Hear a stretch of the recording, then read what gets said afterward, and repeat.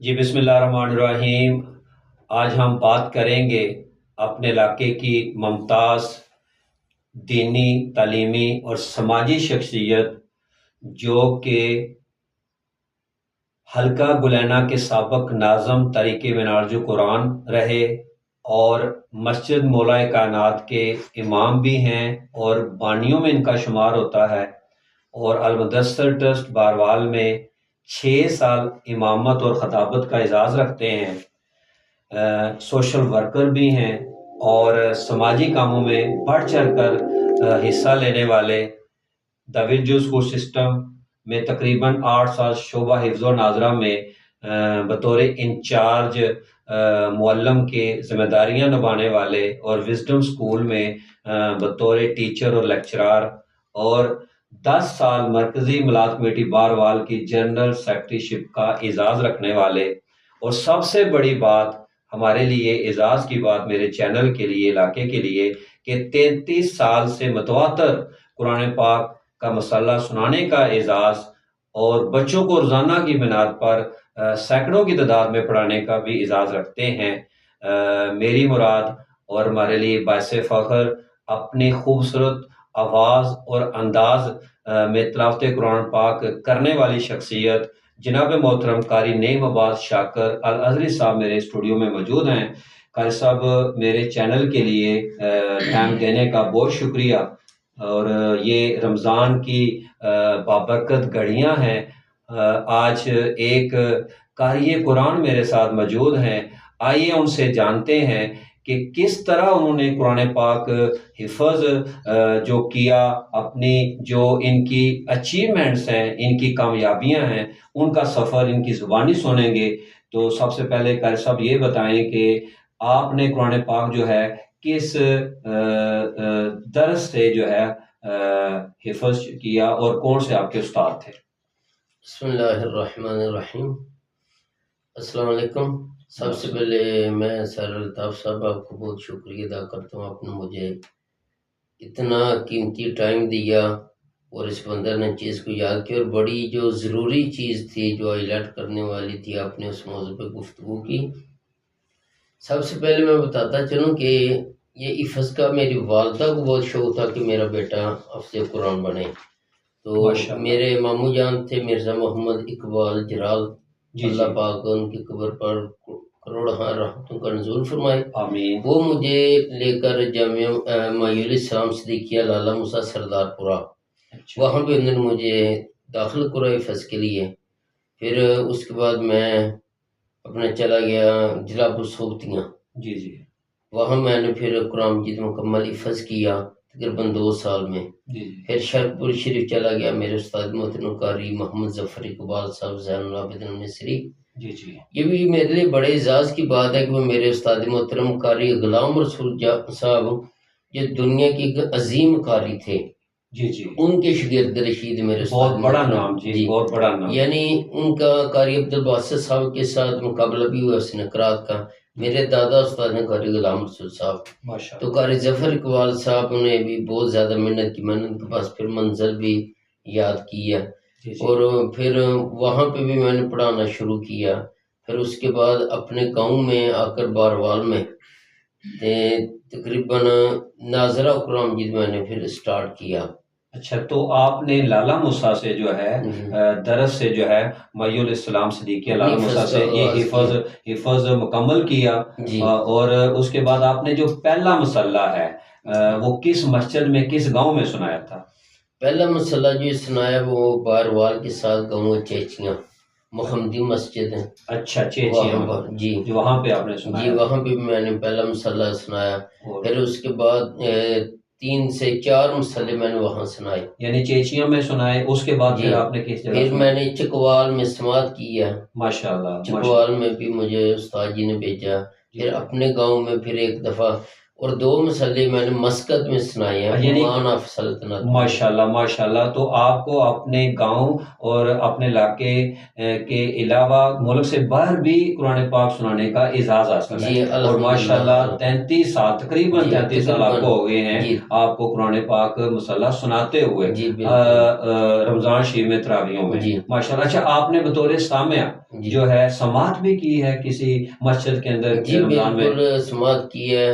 ہم، میرے ایک دوست ہیں کھاریاں عیدگاہ میں ہوتے ہیں، حافظ محمد اویس صاحب، جی جی انہوں نے مسئلہ سنا، میں نے ان کی سماعت کی، اور ایک دفعہ مسجد ابراہیم لہندے والی میں، جی وہاں پہ میں بار نے بار میں بار بار میں بار میں جی ماشاءاللہ وہاں پہ میں نے سماعت کی، پھر اس کے بعد وہاں پہ تقریباً 6 سے 7 سال میں نے مسئلہ سنایا۔ ماشاءاللہ۔ اور اس کی سب سے بڑی جو وجہ تھی، حفظ کے دوران ہمارے استاد محترم کیا کرتے ہیں، شربو شریف جو کہ ضلع شیخو پورہ میں آتا ہے، جی جی وہ ہر رمضان میں تاک راتوں میں ہم سے نوافل میں شبینہ پڑھایا کرتے تھے، جو ہماری منزل یاد کرنے کا جو طریقہ تھا۔ یعنی کہ جو طاق راتیں ہوتی جی ہیں اس میں جی یعنی اس میں ایک شبی مسجد میں بھی 3 سے 4 سپارے، آگے دوسری مسجد میں 3 سے 4 سپارے، پھر آگے 3 سے 4 سپارے، جی ہم نوافل میں قرآن کی سناتے، پیچھے تقریباً 200 سے 300 400 لوگ پیچھے کھڑے ہوتے۔ اچھا اچھا جی اچھا اچھا، یعنی کہ طاق راتوں میں بھی آپ کو شبینہ سنانے کا، قرآن پاک سنانے کا اعزاز حاصل جی ہے۔ اجازت ماشاءاللہ ماشاءاللہ صاحب، بڑی بات ہے، رمضان شریف سعادت اور برکتوں والا مہینہ ہے۔ اچھا، اس ماہ میں بڑی مشقت طلب یہ ایک ذمہ داری ہے قرآن پاک سنانا، اس کے لیے تیاری کرنا، منزل کرنا، کتنا ٹائم لگتا ہے ایک، اور کب آپ شروع کرتے ہیں، رمضان سے پہلے یا رمضان کے دوران؟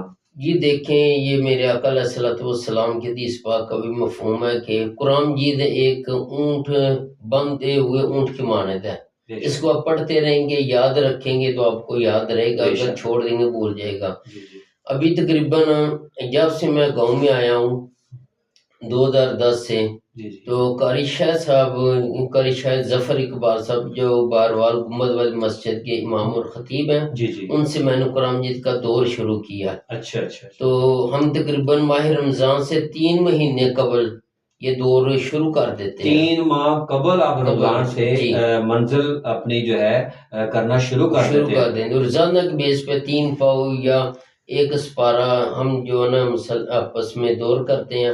پھر جب ماہ رمضان آتا ہے جی پھر بھی ہم اسی روٹین سے دور کرتے ہیں، لیکن اس کے ماہ رمضان میں ہماری روٹین ذرا الگ ہو جاتی ہے جی جی کہ صبح جب 2:30 بجے 3 بجے میں اٹھتا ہوں، مسجد میں لوگوں کو بھی اٹھاتا ہوں سحری کے لیے، جی پھر اس کے بعد منزل کو روائز کرتا ہوں 2 سے 3 مرتبہ، پھر نماز کے بعد میں اور قاری صاحب دوبارہ دور کرتے ہیں۔ اچھا اچھا جی تو ابھی تو میں اسکول جا رہا ہوں، اس سے پہلے بھی بیٹھ کے پھر مسجد میں منزل کو یاد کرنا ہے، لیکن 1 سپارہ تقریباً 1.25 سپارہ جی جی 15 سے 16 مرتبہ میں 15 روایت سے 16 مرتبہ سامعین و ناظرین کے لیے کہ 15 سے 16 مرتبہ روزانہ کی بنیاد پہ قاری صاحب جو ہے اپنی منزل کو پکا کرتے ہیں، تیاری کرتے ہیں، مل کر اپنے دوسرے قاری ساتھی کے ساتھ، دوست کے ساتھ مل کر، تو پھر جا کے شام کو تراویحاں پڑھاتے ہیں۔ شام کے بعد پھر اپنے بیٹے کو سناتا ہوں، پھر اپنے بیٹے سنانے کے بعد پھر رات کو پھر آپ تراویحاں پڑھاتے ہیں۔ ماشاءاللہ جی،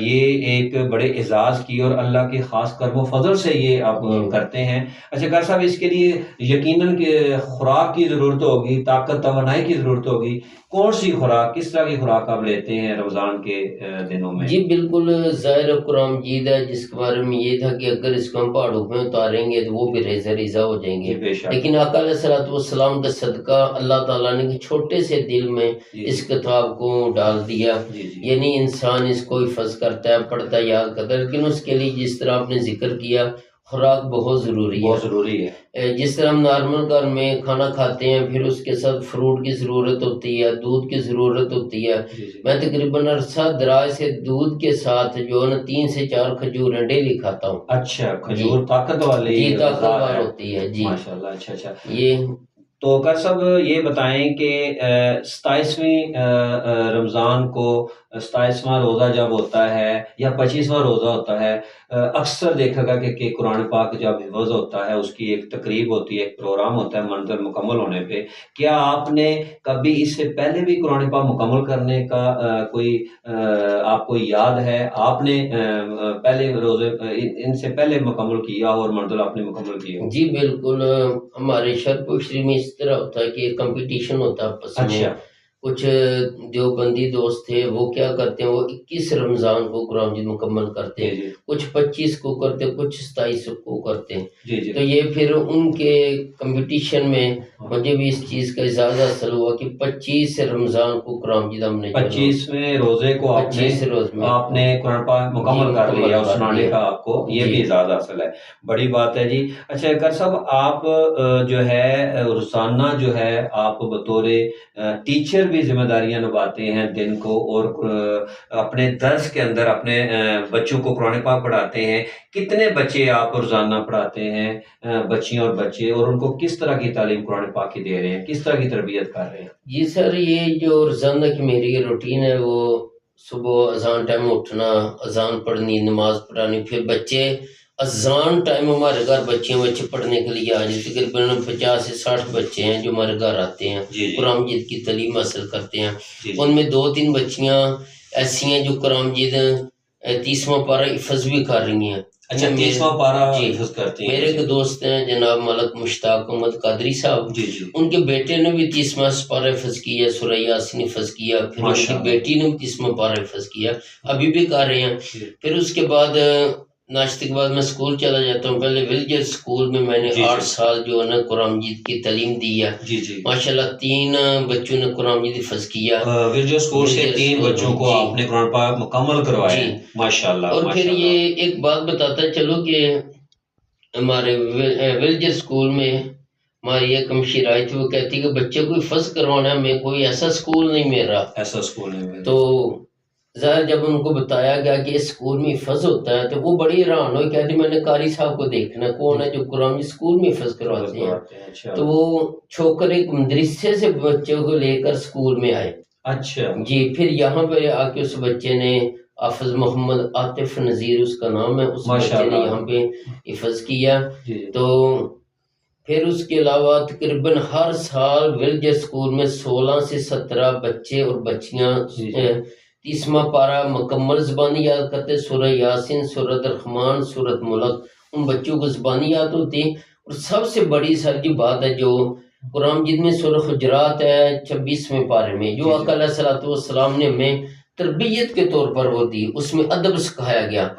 اس سورت کا بچیوں نے اور بچوں نے، تمام سٹوڈنٹس نے اس سورت کو پڑھا اور اس کی جو بھی ٹرانسلیشن وہ پڑھی، ترجمہ یاد کیا، ان کو ایکسپلین کیا گیا. یہ آپ سکول میں پڑھاتے رہے ہیں، قرآن پاک کی تعلیم دیتے رہے ہیں اور ساتھ ان کی بچوں کی تربیت کرتے رہے ہیں.